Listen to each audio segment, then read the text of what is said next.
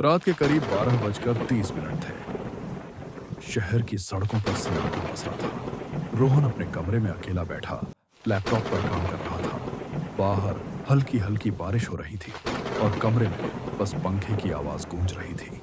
तभी उसका फोन बजा। स्क्रीन पर जो नाम चमक रहा था उसे देखकर उसकी सांस थम गई। समीर का कॉल। समीर, उसका बचपन का सबसे करीबी दोस्त, जिसकी मौत एक सड़क हादसे में 2 साल पहले हो चुकी थी।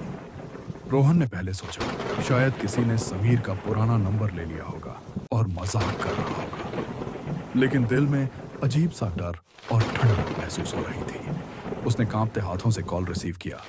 दूसरी तरफ से बेहद धीमी टूटी सी आवाज आई, रोहन बचा ले मुझे। रोहन कुछ पूछ पाता उससे पहले ही कॉल कट गया। वो घबराकर कॉल लॉग में गया और दंग रह गया। नंबर वही था, वही पुराना नंबर जो उसने समीर की मौत के बाद डिलीट कर दिया था। रोहन ने खुद को समझाने की कोशिश की, ये कोई प्रैंक है, बस नंबर किसी और को अलॉट हो गया होगा। लेकिन उसके अंदर एक अजीब बेचैनी पैदा हो चुकी थी।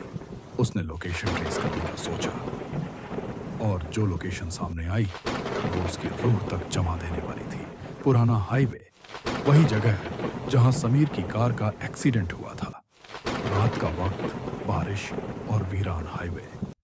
फिर भी रोहन गाड़ी लेकर निकल पड़ा। जब वो वहां पहुंचा तो चारों तरफ घना अंधेरा था। स्ट्रीट लाइट्स कई जगह बंद थे और बस हवा में सीटी जैसी आवाज गूंज रही थी। दूर से पानी की बूंदें जमीन पर गिरने की टप टप सुनाई दे रही थीं। तभी फिर फोन बजा। स्क्रीन पर वही नाम, समीर। रोहन का गला सूख गया। उसने धीरे से कॉल उठाया, लेकिन इस बार जो आवाज आई वो समीर की नहीं थी। वो गहरी, भारी और इंसानी नहीं लग रही थी। तू आ गया, अब यहीं रहेगा। अचानक रोहन को पीछे से कदमों की आवाज सुनाई दी। उसने मुड़कर देखा।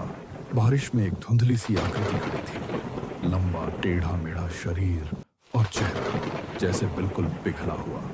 वो आकृति धीरे धीरे उसकी तरफ बढ़ रही थी। रोहन डर के मारे कार की तरफ भागा, लेकिन कार स्टार्ट ही नहीं हुई। फोन फिर बजा। इस बार उसने घबराकर स्पीकर ऑन किया।